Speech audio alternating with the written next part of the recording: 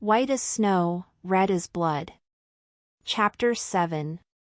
Queen Astrid came into Snow White's room in the early morning carrying a brightly lit candle.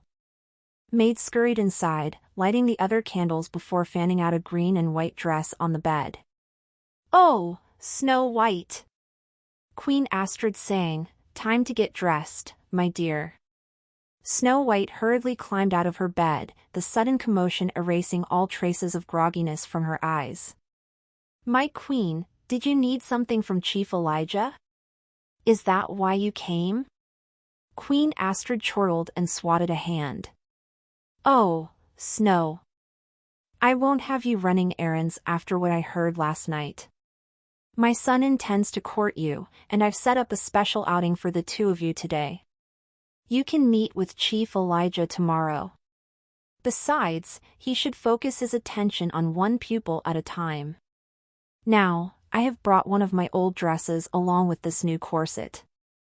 The corset is the latest fashion, but it doesn't suit me at all, but it could fit you. Will you indulge me?" Snow agreed, though puzzled about why Queen Astrid was so excited to dress someone. Queen Astrid brought the corset forward and tightened the thing around Snow. After a lot of pulling, it got to the point where Snow White struggled to breathe. "Your Majesty, it's getting uncomfortable," she croaked. Queen Astrid laughed kindly, wiping a brow. "Oh please, you're not even halfway there. You're going to look amazing when this is done." Then, the queen had one of the maids help her tighten it more and tie it off. Snow sucked in deep breaths but remained standing. Queen Astrid smiled at her handiwork, patting Snow's sides. Nothing killed more than wearing a corset. "There. Now, just look at your body shape. But we still need to put on the dress."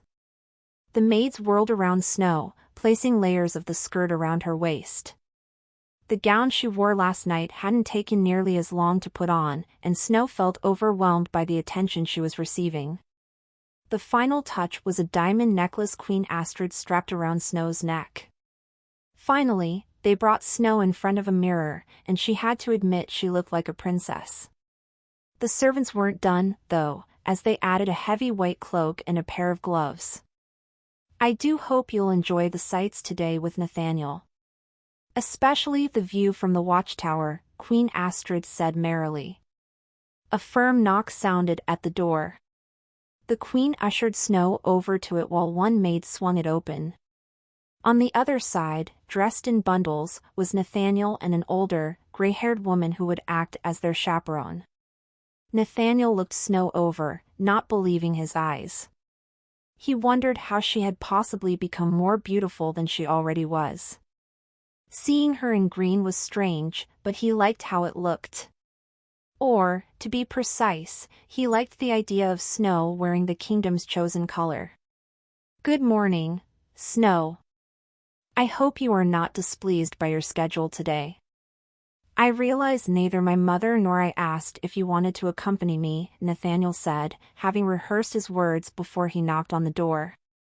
Snow admittedly would have appreciated them telling her beforehand, yet she knew if they had, her night would have been sleepless. "No, it's all right," she said sweetly. "I will gladly spend the day with you." Nathaniel grinned from cheek to cheek, and the sight almost made Queen Astrid want to loosen Snow's corset. But no, she was determined to keep her secrets hidden. Snow White was currently oblivious, but it wouldn't stay that way. "Then let us head to our first destination," Nathaniel exclaimed, offering his arm. Queen Astrid wished the pair well, watching Nathaniel guide Snow down the hall with their chaperone behind them. Hopefully, by the end of the day, Nathaniel would return with dreadful news. The queen thought of all the ways it could go down. Snow could faint while climbing the tower and fall to her death. Or better yet, when Nathaniel took her ice skating, she could break through the ice, and her layers would hold her down. As for the corset, it would make her demise that much quicker. In all honesty, it was a brilliantly stupid plan because while Snow's death could be written off as an accident, it wasn't a method that guaranteed success. However, the queen was confident Nathaniel would be at a loss once Snow inevitably fainted. She very much doubted he even what a course it was. Queen Astrid could already see Snow teetering a little as the pair turned the corner. Unfortunately for the queen, Nathaniel was keenly observant when it came to Snow. He noticed she was sucking in deep breaths from her mouth instead of even in natural breaths as they walked outside to their carriage. Before the staff helped Snow get in, Nathaniel tugged her arm closer to him. "Snow, are you feeling all right?" "Yes, I'm fine," she answered with a small smile.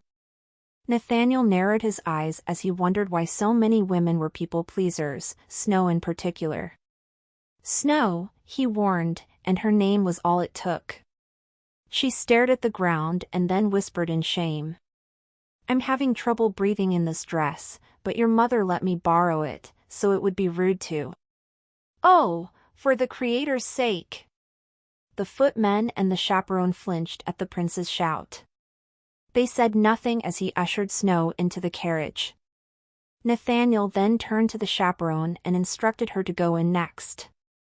Once the three of them were inside with the chaperone sitting next to Snow, Nathaniel ordered the driver to head out. With the windows covered, Nathaniel said, "Natty, would you be so kind as to adjust Snow's dress?" "Sire?" Natty, the chaperone, asked hesitantly. She was too old to be faced with this kind of dilemma. She was strictly ordered by Queen Astrid to ensure nothing scandalous happened, but one word from the prince could mean the end of her employment or worse.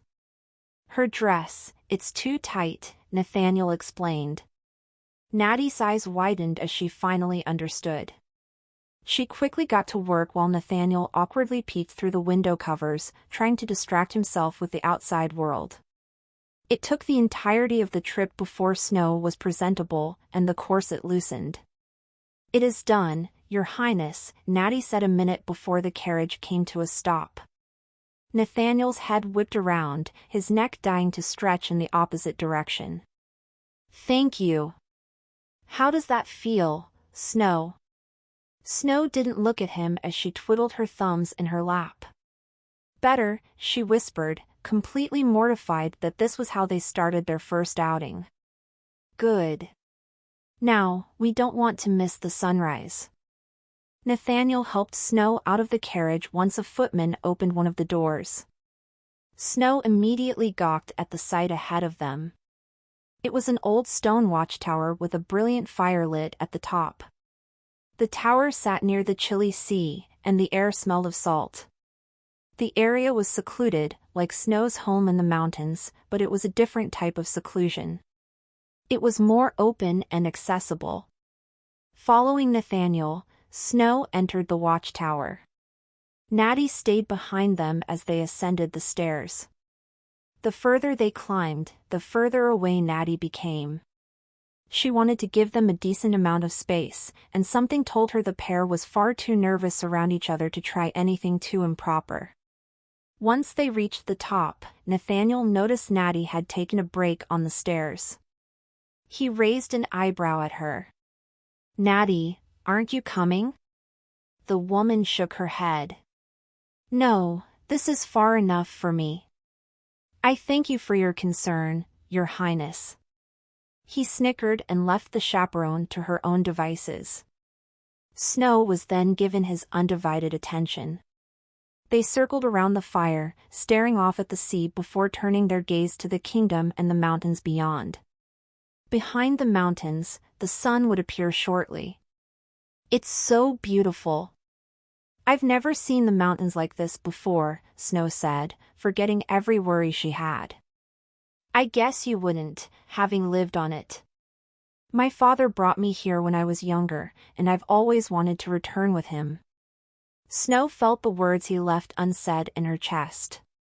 Her gloved hand reached out to comfort him, lightly touching his arm. "But he passed before you could break your curse. Nathaniel, I am so sorry. You missed so much of your life." He shook his head. "No, I lived my life and am still living it. Truth be told, I rarely received any attention from my parents. I've spoken to my mother more now than I have before the curse. Everything I did was to gain their attention, but I don't want that anymore. Then what do you want? Nathaniel drew closer, his eyes automatically landing on her pink lips. Snow shifted her feet, noting his gaze and the throbbing in her chest. Her dress felt tight again, and the fire next to them made her skin burn. What do you want? She repeated, the rest of her mind shutting off. He leaned down, and his nose was nearly touching hers. His hand caressed her face while his eyes soaked everything in before landing back where they started. I'll let you guess, he whispered, leaning further before pausing. The rest was up to Snow. As soon as she tilted her head and closed her eyes, Nathaniel advanced, taking comfort in the fact that she hadn't backed away like he thought she would. The kiss confirmed his attraction to her, making it hard to stop at one, but he restrained himself out of fear that she would be uncomfortable. Wordlessly, they turned to the sunrise they had almost missed entirely. Snow stared at the beautiful hues, but her mind wasn't focused on the view. She was stuck in the past during their kiss. She had always wanted to find love and have a marriage like her parents. She had even told Nathaniel as much when he was a bear, which was quite embarrassing as she reflected on the memory. But she hadn't known how good it would feel to be chosen and to choose. Her house was so far away, yet home stood right next to her.